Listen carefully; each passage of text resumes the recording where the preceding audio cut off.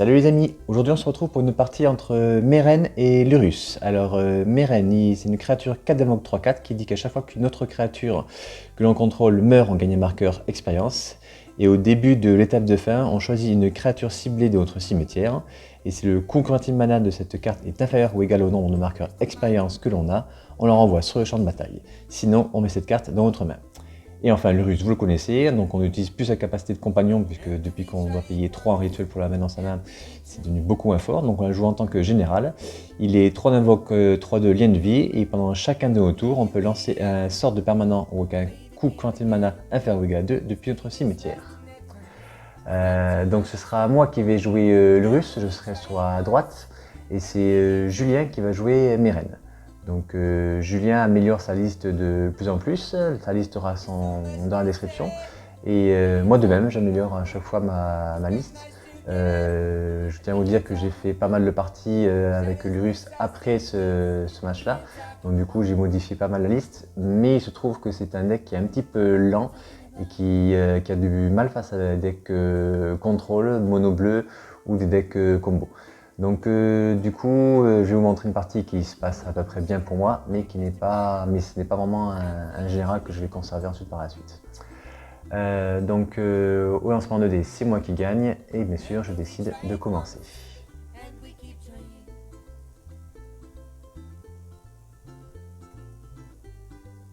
Donc on va essayer de filmer une partie par semaine.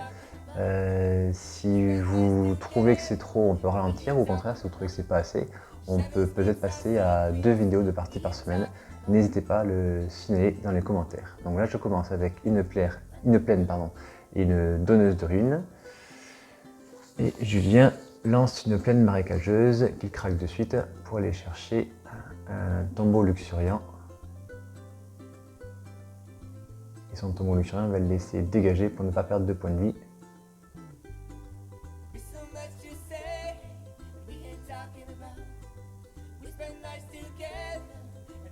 Il joue Il était une fois, donc c'est une carte qui permet de jouer gratuitement si c'est notre premier sort qu'on joue dans la partie. Il regarde les 5 cartes du dessus de sa bibliothèque et il met une carte de terrain ou une carte de créature parmi elles dans sa main. En l'occurrence, ça ce sera une baliste ambulante. Et les 4 autres cartes sont mises sous sa bibliothèque. C'est à mon tour. Je pose une vue prismatique. Je vais de suite payer un point de vie pour la sacrifier et aller chercher un terrain de mon choix. Je vais chercher un marais.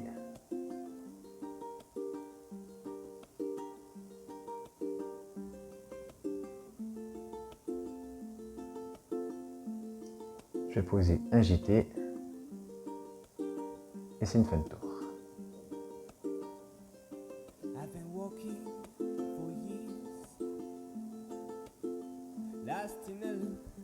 Julien pose un marais.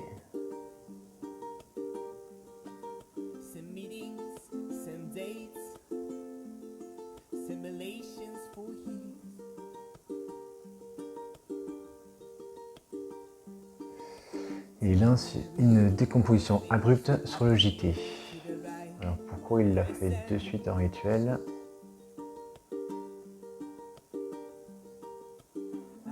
À moi, je pose une plaine. Et bien entendu, je vais du coup pouvoir poser mon Lurus, que je pourrais protéger avec ma donneuse de runes. Au tour de Julien, il pose au marché, c'est un terrain qui permet de faire mana incolore ou de sacrifier une créature pour gagner un point de vie. Donc très bien, il y a des créatures à effet, comme ça du coup ça met des marqueurs expérience pour Meren et il peut ensuite les renvoyer directement au jeu. A mon tour, je pose l'orbe venteuse, je la craque de suite et je vais chercher une brousse.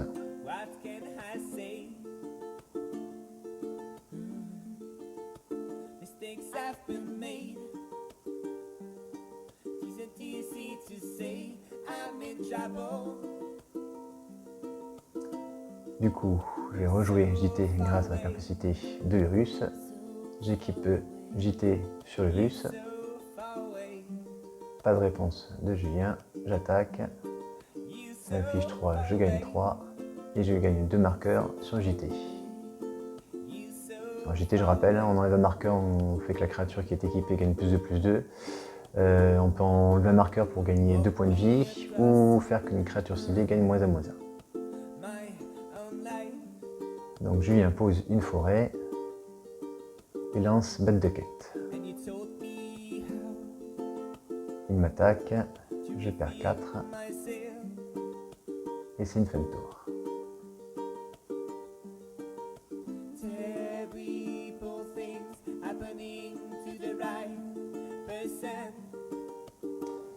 Alors, j'engage un marais et je fais une contrainte. Alors, il a un marais, il a une grenouille à sport, il a une boue acide, une contamination et une baliste ambulante. Bon, moi, je pourrais enlever que la contamination, mais je constate qu'il a déjà sa combo avec une grenouille à sport. Il pourra à chaque fois nous faire un fog à chaque tour. La boue acide va lui permettre de me casser JT et je sais très bien aussi qu'il a une combo avec la balise ambulante. Donc je défausse la contamination.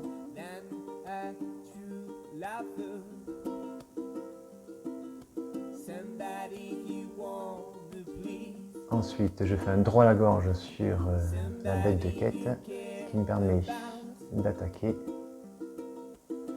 et ainsi de gagner encore des marqueurs sur JT.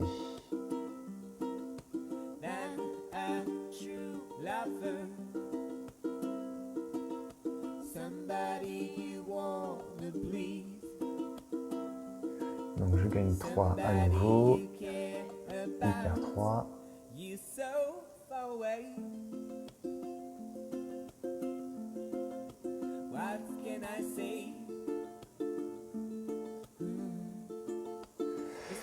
Donc il pose boue acide et forcément il cible mon JT. Alors moi du coup je vais retirer 2 marqueurs pour tuer la boue acide et 2 autres marqueurs pour gagner 4 points de vie.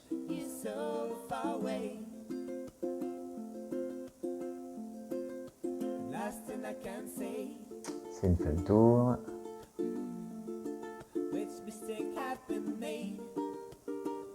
Voilà, du coup je peux reposer JT. Je peux rééquiper le russe avec JT, réattaquer, gagner 3, gagner 2 marqueurs sur JT, infliger 3.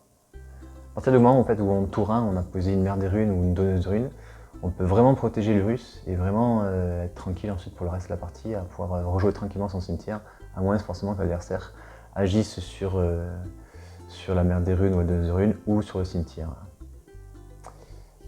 Donc Julien engage 4 mana, pose Meren et pose la grenouille à sport.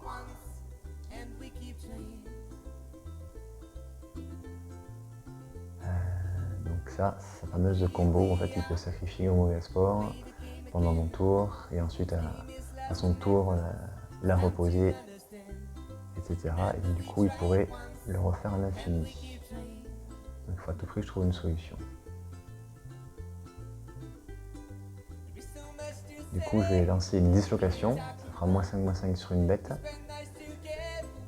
Et je vais cibler Meren, en réponse au fait que la grenouille à sport arrive sur le champ de bataille. Et toujours fin de tour, je vais enlever un marqueur de JT pour tuer la grenouille à sport. Il la sacrifie, il gagne un point de vie, il passe à 11.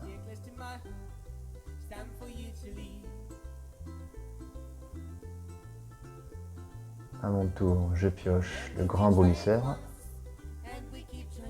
qui l'empêche de jouer des sorts et des capacités pendant mon tour. J'attaque à nouveau avec l'Urus. Il perd 3. Je gagne 3 et je gagne à nouveau 2 marqueurs sur JT. C'est une fin de tour.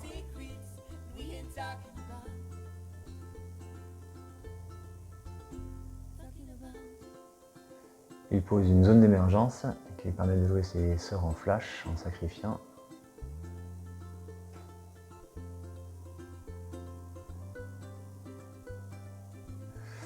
Il lance Messe Noire.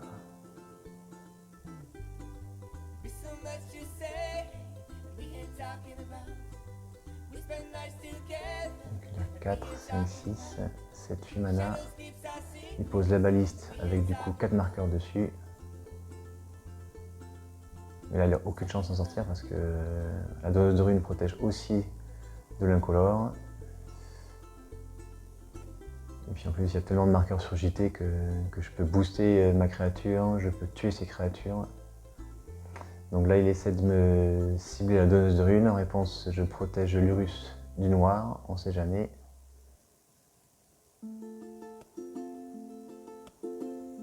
Il lui reste encore 2 marqueurs sur la baliste.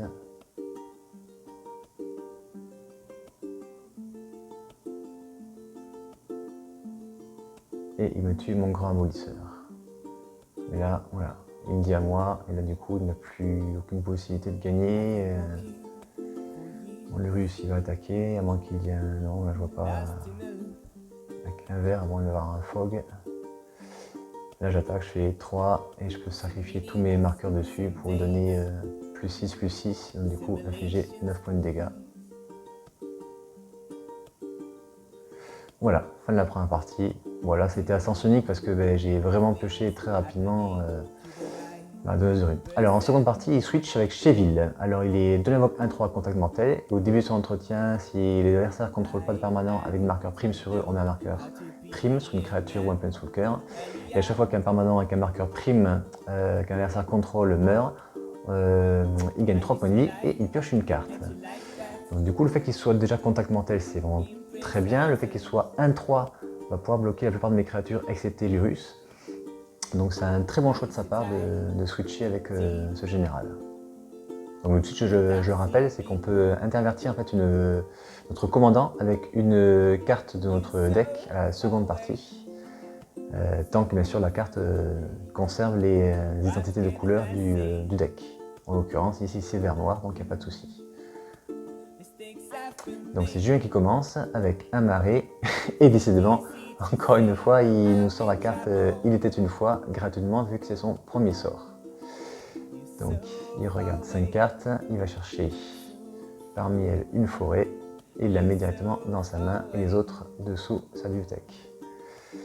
C'est une fin de tour pour lui. À moi, je pose une mesa aride, je la craque de suite et je vais chercher une brousse que je pose sur la table. Et je fais une acquisition de Kozilek. Alors, il a une pulsation du Maelstrom, les jambières d'éclair, les diaboliques et l'invasion de la horde d'effroi. Donc c'est une sorte d'enchantement qui permet à chaque tour de poser une créature 1-1 et ça n'a pas sur la table. Enfin, il amasse 1, donc du coup à chaque fois sa créature 1-1 va grossir, ou si elle est tuée, il va en reposer une autre à côté. Donc une sorte d'après-fleur. Et je la défausse avec l'inquisition de Kozilek. C'est une fin de tour. Julien pioche et pose sa forêt. Il pose une jambière d'éclair. C'est une fin de tour. À mon tour, je pose la cour dissimulée, un terrain qui fait du blanc et du noir qui arrive dégagé si j'ai moins de 3 terrains sur la table. À son tour, il pose donc son général chez Ville, il veut l'équiper et en réponse, je fais droit à la gorge dessus.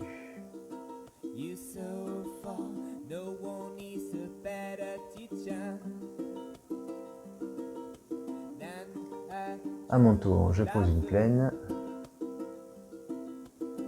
et je pose un passeur de la mer creuse pour regarder sa main à nouveau. Donc, il a encore pioché un autre anti-créature, donc à l'abattoir. Une carte qui permet de faire que l'adversaire sacrifie un planeswalker ou une créature. Et du coup, je décide de mettre Eddy Diabolique sous mon passeur de la mer creuse. Donc la carte est exilée tant que le passeur de la mer creuse est là. Pour 4 mana, il repose chez Ville. Il l'équipe avec JT. Il m'attaque, sachant qu'il est contact mortel, je suis obligé de prendre le point de dégâts. Là j'ai fait une erreur, je me suis fait perdre 2 points alors que c'était qu'un seul point.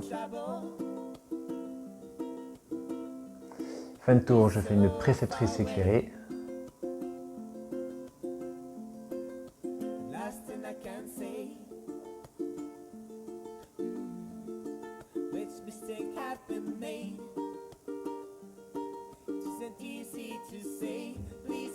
je vais chercher un pétale de lotus pour refaire un peu comme la première partie. Pas mal de mana. Très rapidement. Donc à mon tour, je pose mon pétale de lotus que je viens de piocher, je le sacrifie, je pose l'Urus, je peux me permettre de rejouer mon pétale que je resacrifie de suite et je fais du mana blanc avec pour poser le grand abolisseur. Et j'attaque avec mon passeur de la mer creuse. Le but du jeu pour moi c'est de poser un maximum de créatures en fait, pour que ces sorts qui font sacrifier les créatures ne puissent pas faire sacrifier mon passeur de la mer creuse. Et ainsi je vais conserver son édit diabolique dessous. Donc à son entretien il met un marqueur prime sur l'Urus. Ce qui fait que s'il arrive à le tuer, il va gagner 3 points de vie et surtout piocher une carte. Du coup il fait une pulsation de Maelstrom sur l'Urus. Il gagne 3 points de vie, il pioche une carte. Il pose un terrain. Donc une forêt. Et c'est une fin de tour.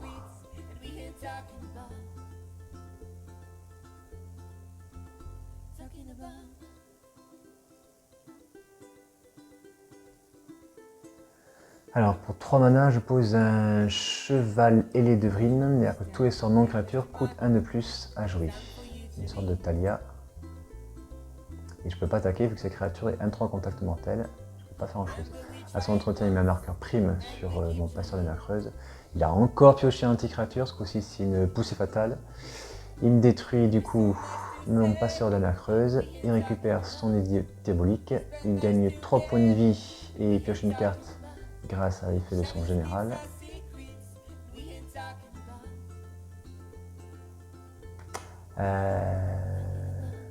Et il pose le buveur de sort.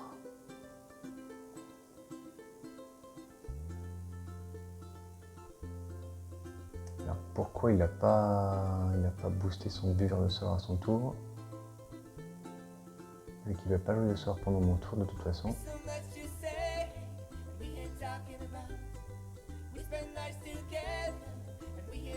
À mon tour, je pose Kunoros. Donc c'est vrai que c'est peut-être pas trop en combinaison avec l'Urus, mais ça tue tellement de decks comme Ogak que je suis obligé de le jouer dans ce jeu, et ce qui me permet de switcher en seconde partie face à Ogak.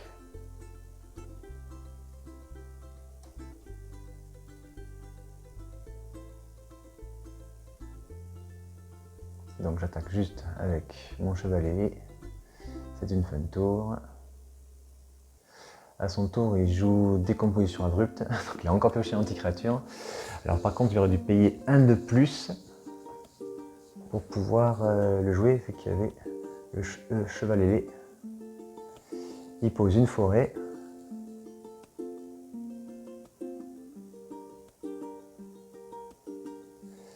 Il le fait monter donc du coup de niveau.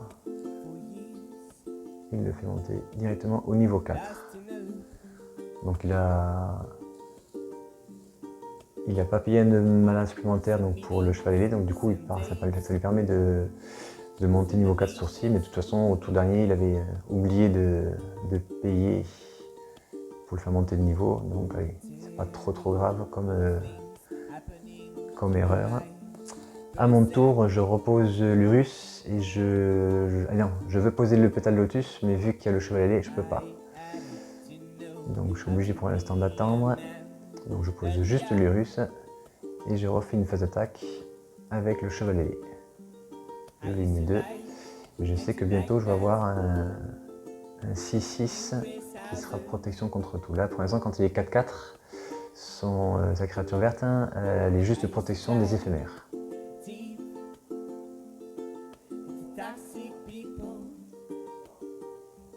Donc il relance un édit diabolique. Donc à nouveau, il faut qu'il paye 1 de plus.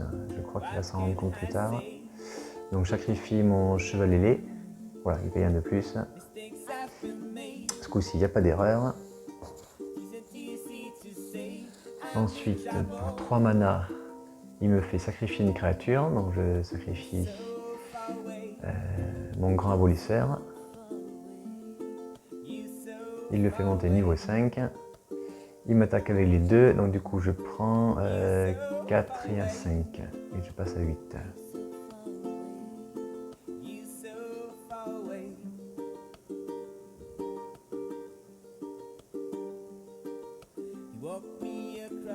Je peux pas me permettre de bloquer avec le russe parce qu'il faut à tout prix que je garde pour récupérer les cartes de mon cimetière.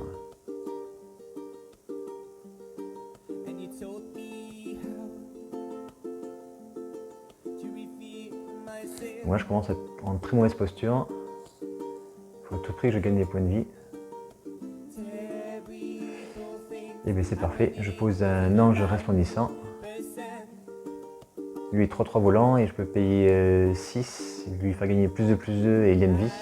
Et si j'ai gagné au moins 5 points de vie ce tour-ci, je pose une 4-4 ange vigilance sur la table. Donc mon but c'est vraiment ça, c'est de pouvoir aller récupérer le pétale lotus pour pouvoir le booster au prochain tour. Donc là j'ai posé ensuite une mystique forge de pierre pour aller chercher un JT, encore une fois pour gagner des points de vie. Et j'ai posé mon pétale lotus et attaqué avec le russe pour à nouveau gagner 3 points de vie. J'en passe à 11.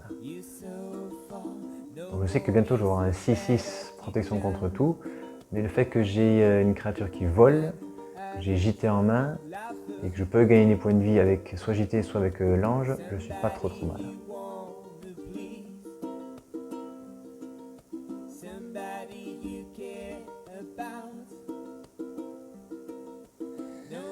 Donc à son tour, Julie engage 4 mana et pose Meren. Ah ben il a de la chance parce que non seulement il l'a switché avec Cheville, mais en plus il le pioche tout à fait normalement. Quoique pour l'instant il n'a aucune créature au cimetière il me semble. Je crois qu'il a joué 5 anti-créatures depuis le début de la partie. Ça m'a bien freiné, mais le fait que le russe soit à nouveau ici, je vais pouvoir récupérer lentement toutes les créatures qui sont mortes.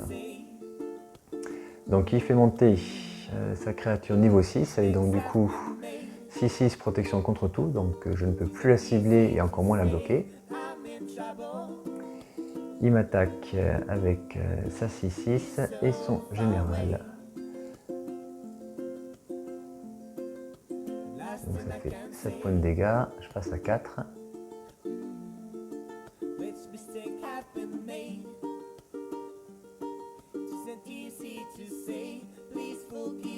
C'est bien ça, il y a eu 5 anti-créatures au cimetière. Et c'est une fin de tour. Je suis à 4 points de vie. Alors, pour 2 mana, je vais poser JT. Je vais équiper mon ange. Là, j'accélère la vidéo parce qu'il y avait quand même pas mal de choix à faire. Et j'ai mis pas mal de temps à trouver les bonnes actions. Du coup, je sacrifie mon pétale lotus pour faire un mana et pour pouvoir rejouer le passeur de la mer creuse pour exiler une carte de sa main. Du coup, il a une messe noire et une contamination. Je vais mettre la contamination dessous, on ne sait jamais, ça pourrait me gêner. J'attaque avec mon ange. Je lui mets 3, je gagne 2 marqueurs sur JT qui me permettront de gagner 4 points de vie plus tard.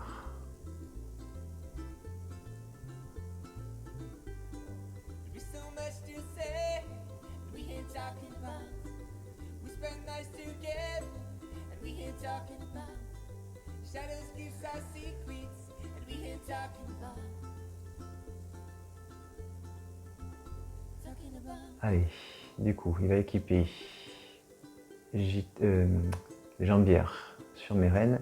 Il attaque avec Meren, avec Cheville et le buveur de sort. Donc moi, il faut à tout prix que je gagne des points de vie.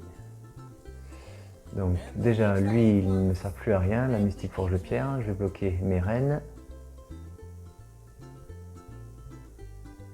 Il faut à tout prix que je garde mon russe pour rejouer les sorts de mon cimetière. Du coup, je vais gagner 4 points de vie en enlevant les marqueurs de JT. Et je vais prendre 6 du genre de sort et 1 de Cheville. Ma mystique forge de pierre subit les blessures de Meren et elle meurt. Ensuite, il rééquipe Cheville avec les jambières et c'est une fin de tour. À moi, à nouveau, grosse phase de réflexion. Je vais récupérer le pétale de lotus que je vais sacrifier pour faire un mana blanc. J'engage 6 mana. Je fais que mon ange devienne du coup plus de lien de vie. Et si je gagne 5 points de vie ou plus ce tour-ci, je poserai une ange 4/4 vol vigilance. Du coup, hop, je vais pouvoir attaquer avec l'ange.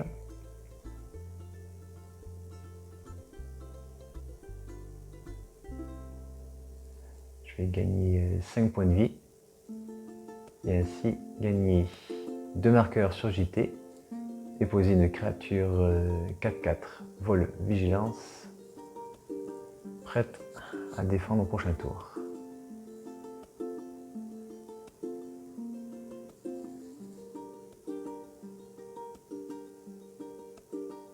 Allez, c'est une fin de tour. J'ai gagné donc mes 6 points de vie, mes 5 points de vie pardon, avec l'ange.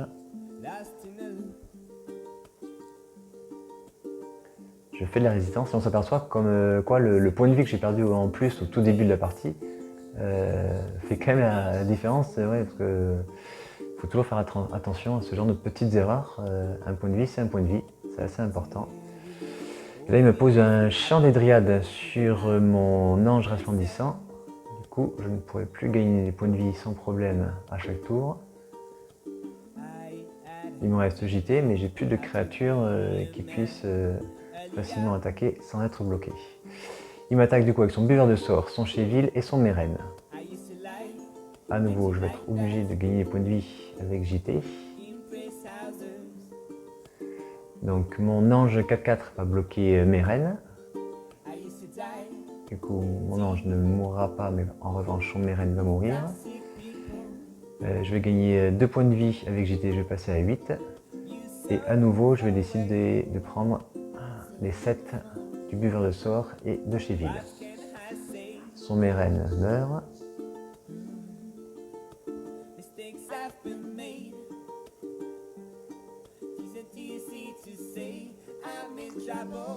Et il pose un secret du mausolée. Alors c'est une sorte de démoniteur, mais il peut aller chercher uniquement une carte dont le coût anti-mana est inférieur ou égal au nombre de créatures qu'il y a au cimetière. Et il n'a que Mérène, vu qu'il a pioché pour l'instant que des anti-créatures. Donc en effet c'était pénible pour moi, mais du coup le fait qu'il n'ait pas eu de créatures au cimetière, c'était pas top pour Mérène, comme pour son secret du mausolée. Donc là du coup il regarde mon cimetière et ah oui en effet c'est parce qu'il va chercher réanimation qui permet de réanimer une créature d'un cimetière, mais il perd des points de vie, donc du coup je sais pas ce qu'il va aller chercher du coup là. Il joue donc réanimation pardon.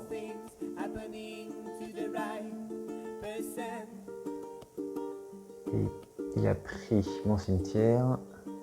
Et il réanime Kunoros. C'est une bonne décision, comme ça moi je ne pourrais plus rejouer les cartes de mon cimetière avec Lurrus. Et en plus la créature elle est lien de vie et menace. Donc ça va être très difficile pour moi, sachant que je suis à 1 point de vie. Donc c'est une fin de tour, c'est à nouveau à moi.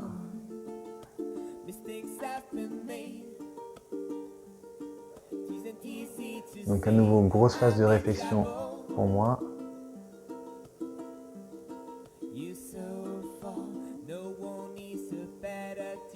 Je rame mon cimetière, mais pour l'instant je ne peux pas récupérer les cartes de permanence, sachant qu'il y a toujours Kunoros sur la table. Il faut que j'arrive à tout prix à me débarrasser de Kunoros. Donc je vais équiper mon ange avec JT.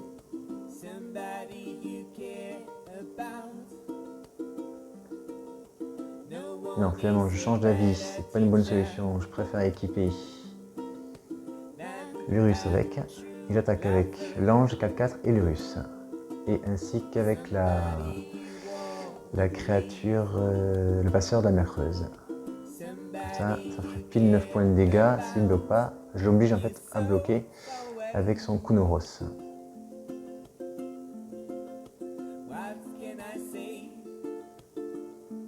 Donc grosse phase de réflexion. Kunoros bloque Lurrus.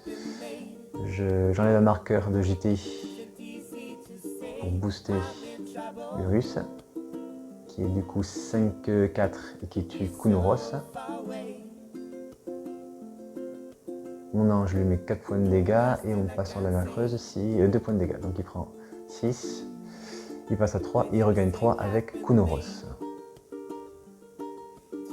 Seconde phase principale, je pose un croisé mirant. 2 double initiative et protection du noir et du vert. Donc là forcément face à lui, c'est un beau cadeau. J'ai gagné 2 marqueurs sur JT. Et là je pense qu'il faut qu'il me tue ce tour-ci, sinon c'est fini. Et du coup le champ des dryades fait que mon ange c'est une forêt. Et j'utilise ce mana pour pouvoir équiper JT sur mon croisé mirant. Et là, il se rend compte que il ne pourra pas me tuer ce tour-ci. Je peux gagner assez de points de vie encore une fois. Avec mon JT, je peux remonter de 4 points de vie. Et derrière, moi, je pourrais le tuer avec mon ange et mon croisé mirant. Donc, très belle partie, malgré un petit misplay au début où je me compte 2 points de vie au lieu d'un seul point de vie. Et où lui fait une petite erreur, il ne booste pas son buveur de sort à son tour. Mais finalement, juste derrière, il oublie qu'il faut payer un de plus pour un rituel avec mon cheval ailé, donc pas trop grave. Donc belle partie, et puis voilà, donc à bientôt pour de nouvelles aventures. N'hésitez pas à commenter et à vous abonner. Allez, à bientôt, bye bye.